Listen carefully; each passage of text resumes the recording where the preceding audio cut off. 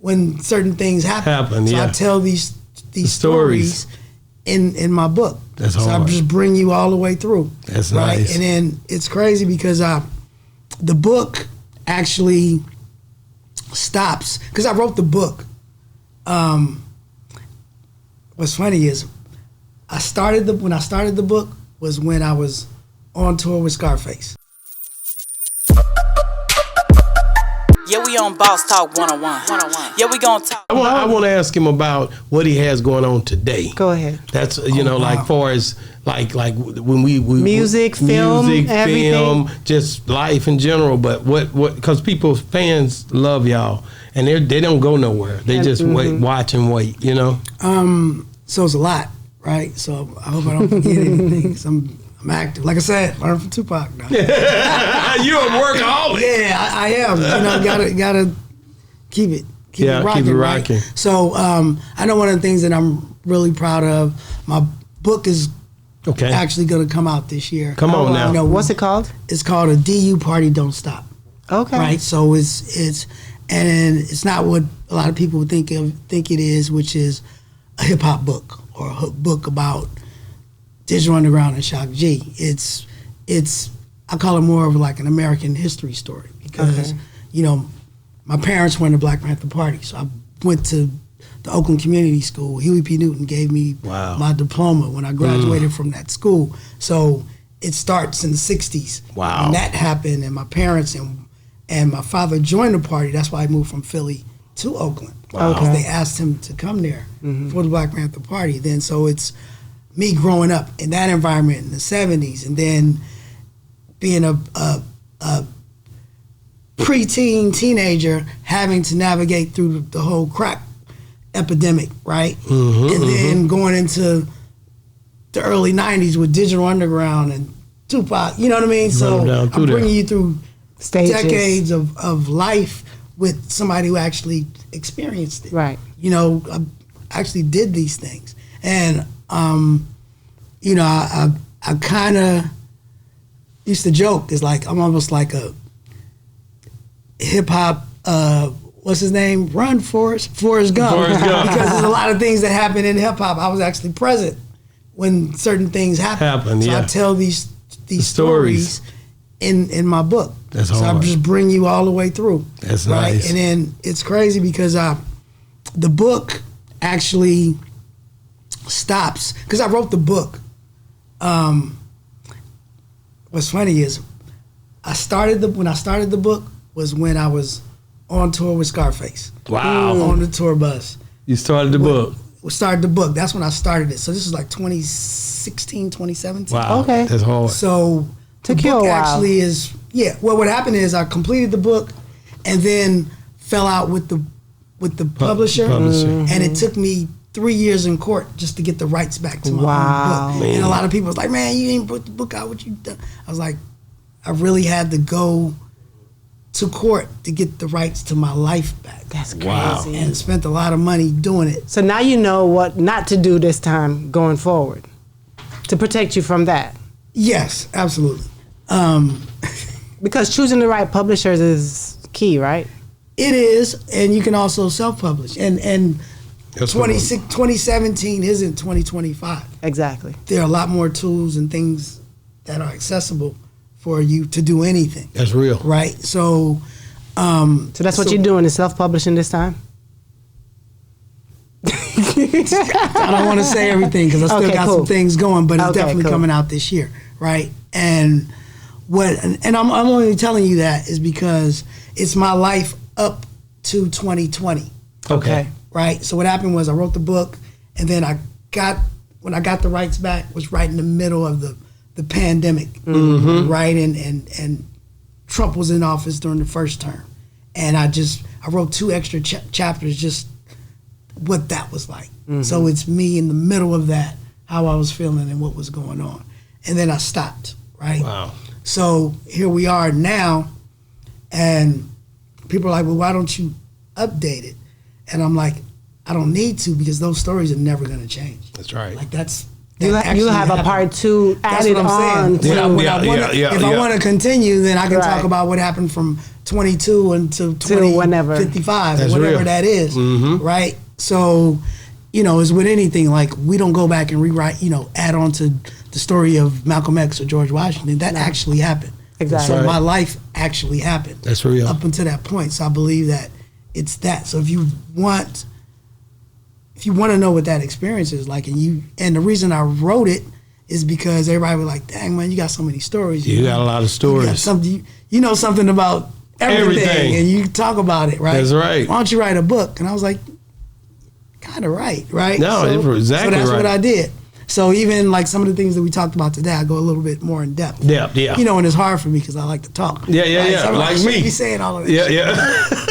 That, right? So I also have new music. New music. Good out. stuff.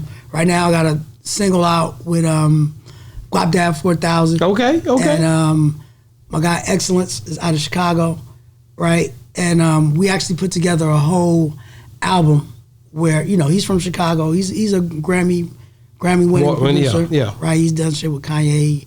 He got a catalog, right? Look him up, Excellence. Okay. Right? But we did an album called Midway. And that's the airport in west side of Chicago. Yeah. And it's kind of like the connection between the Bay and Chicago. Yeah. So it's produced by him.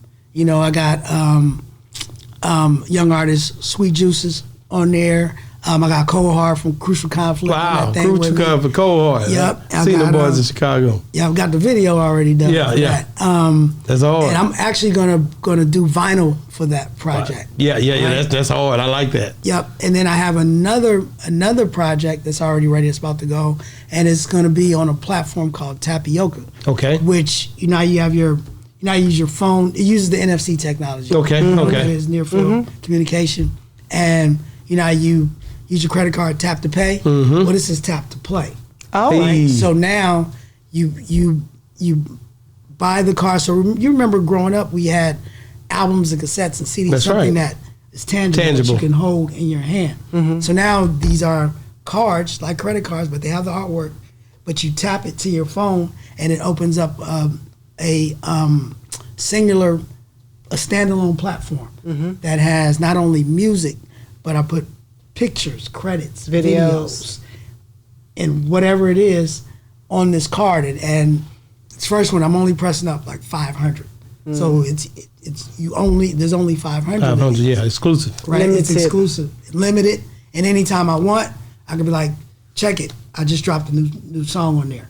So it's almost like so they can keep that one and you can keep adding. I can add anything I want, or if I want to, because I do have dumerch.com. I manage and run the merchandise. Come on Digital now. Underground. If it ain't that's nice too. I like it.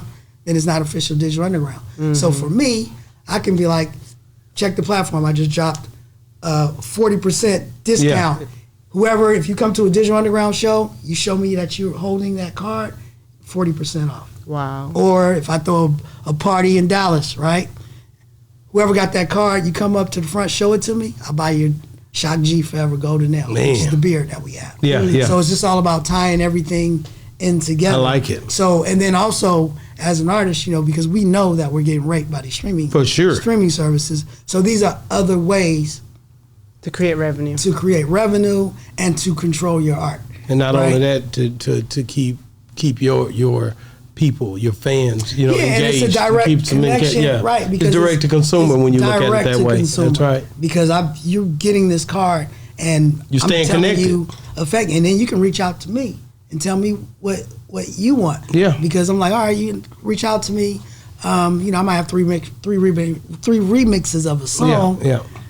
Which version should we do? But only the people that are holders can give me comments. I might just decide to do a members only Zoom call just to pop in and talk to y'all. So where we can be on a call together, but only with this exclusive community that's cool. that holds not only this card. Cool, I think it's needed. I think it's going the extra mile. Most people are getting lazy. Most people will start talking about how bad streaming is, but they're not doing nothing about it. And you can talk about it all day, but what are you going to do about it? You see what I'm saying? Yeah, and then people, Now, when you do something like that and you have exclusives, now here's where, we're at an advantage because we remember what that was. A lot of these young kids can't fathom not having their music on these services because they need to be famous. That's the only way they know how to be seen and heard. Whereas I'm like, I already have a fan base, right? And it's not about, I'm not trying to prove or gain. You do want to gain new fans, but I'm really trying to do something for my existing fans. Right. To let them know that they appreciate it and that I want to give this to you, right? And then you think about it on the flip side, say we do the math. Well, I'll let you do the math. But just say if I do 500 copies at $25, what's the math? Shit, man. Somebody help me. Quick. 525. Man, quit it. What's 500 times 25? 500 times 25. You got the phone. It's really 5 times 25 and add the 2 zeros. We'll do it. 125. 125. That's 1.2. Stupid, but it's something. No, we look real crazy. That phone got us stupid. I'm tell you what it is. Because I'm right now. But it's probably like 12,500, whatever it is. Yeah, something like that. Something like that, right? But whatever that is, like you said, 500, right? You got to sell them. You got to do 1 million streams to make $4,000. So what do I have the likelihood of reaching 4,000 new people? Listen to this old nigga, or do I get 500 motherfuckers that already know me and be like, hey man, I did this for you? Exactly. It's guys. Because because those are loyal. Yeah, loyal. Yeah, we on Boss Talk 101. Yeah, we gonna talk.